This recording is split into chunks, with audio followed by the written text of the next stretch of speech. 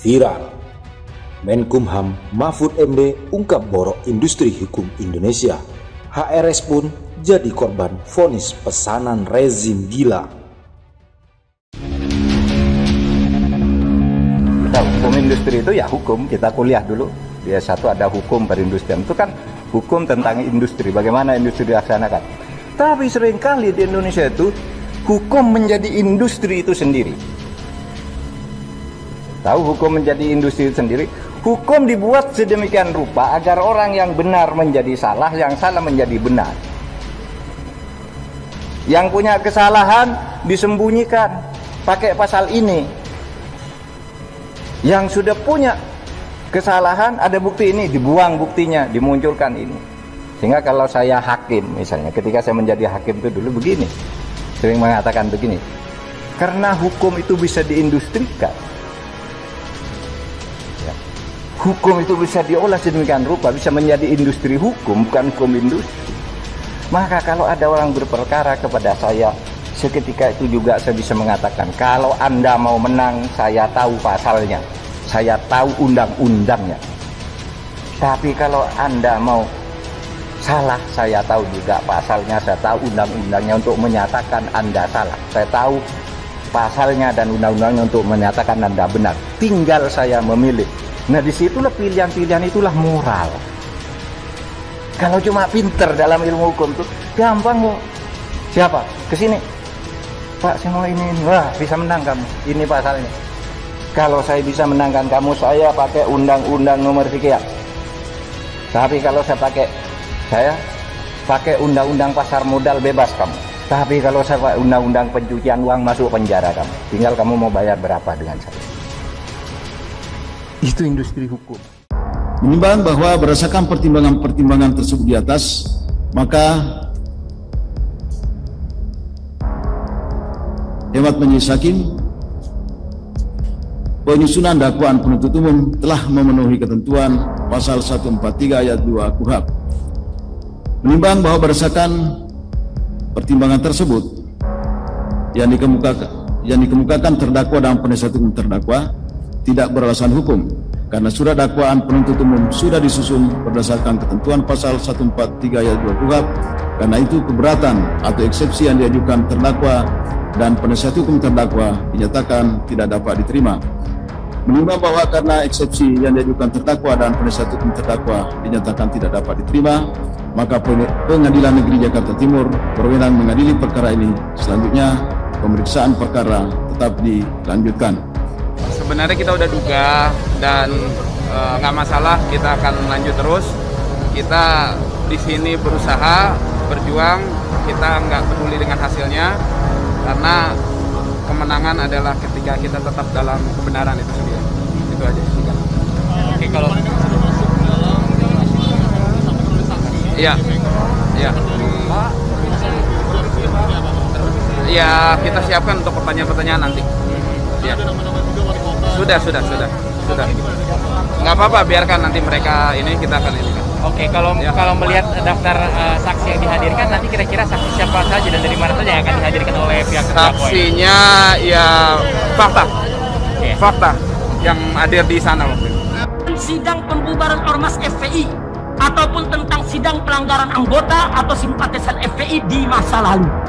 Jadi jaksa penuntut umum jangan ngawur ngidul bicara yang tidak ada kaitannya dengan kasus sidang ini, karena hanya buang waktu sekaligus menggelikan dan menjijikkan. Lintas Aktual kini kembali menghadirkan rangkaian informasi peristiwa nasional, politik, hukum, dan sosial. Tentunya dengan sumber berita yang cepat, fakta, dan independen. Tonton video berikut ini hingga selesai agar tidak gagal paham menanggapi fakta dan opini yang kami sajikan.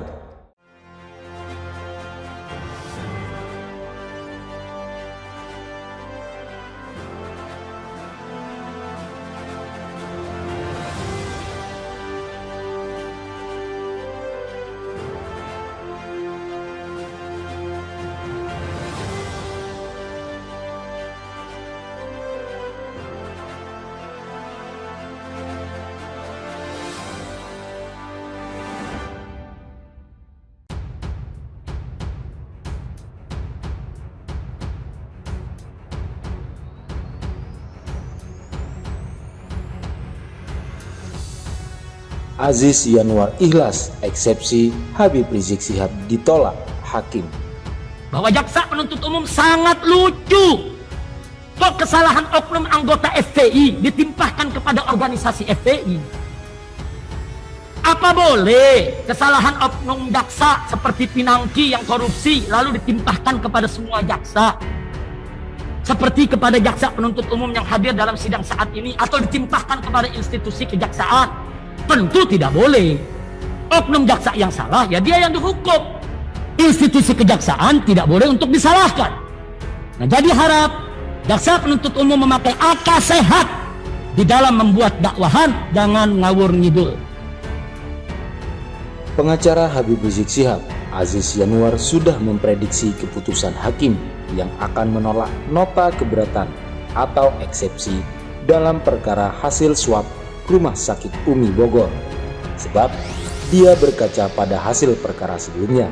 Seperti prediksi yang sudah majelis hakim menolak semua eksepsi dari terdakwa dan penasihat hukum, ucap Aziz Yanuar kepada wartawan Rabu kemarin. Sehingga Aziz tak mau repot berdebat soal hasil keputusan setelah itu. Yang jelas, tim pengacara Habib Rizik Syihab bakal fokus dalam persidangan selanjutnya dengan agenda pemeriksaan saksi.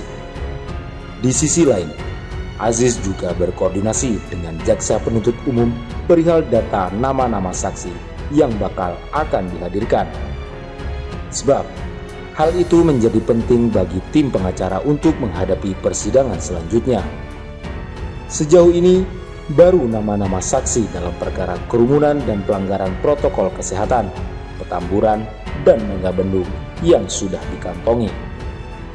Nanti kita akan komunikasi dengan pihak jaksa secara personal untuk minta nama-namanya, supaya kita lebih mudah menggali melalui BAP yang memang sudah kita pegang juga, kata Aziz Yanuar.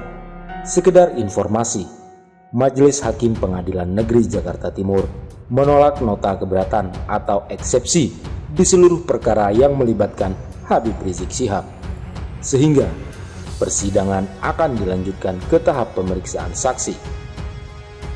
Untuk perkara kerumunan dan pelanggaran protokol kesehatan di Petamburan dan Megamendung, persidangan selanjutnya direncanakan digelar pada hari Senin 12 April mendatang. Sedangkan untuk perkara hasil swab tes Rumah Sakit Umi Bogor bakal kembali digelar pada Rabu 14 April mendatang. Bahwa jaksa penuntut umum lebih lucu lagi. Kok kesalahan simpatisan FPI juga ditimbahkan kepada organisasi FPI? Waduh, hancur tatanan hukum. Kalau logika berpikir yang diungkapkan oleh jaksa ini merupakan, yaitu kalau jaksa penuntut umum ini akalnya nyungsep semacam ini, maka hancur lebur tatanan hukum kita, ya ikhwan. Karena di dunia manapun yang namanya simpatisan tidak bisa dilibatkan dengan organisasinya. 5. Bahwa 13 kasus pelanggaran hukum yang dilakukan anggota dan simpatisan FPI di berbagai daerah sudah selesai dipertanggungjawabkan melalui keputusan pengadilan yang ingkrah. Mana ada hukum di dunia yang kesalahan simpatisan ditimpakan kepada pihak yang diidolakan sang simpatisan tersebut. Semestinya jika jaksa penuntut umum punya sedikit rasa malu saja, tidak akan mengangkat kasus tersebut dalam dakwahannya. Namun karena jaksa penuntut umum memang mengalami keterbelakangan intelektual, sehingga urat malunya sudah putus, sehingga hal-hal yang tidak perlu dimasukkan dalam dakwahannya. Maaf majelis hakim yang mulia, sebenarnya saya enggan menanggapi dakwahan ini, khusus persoalan ini.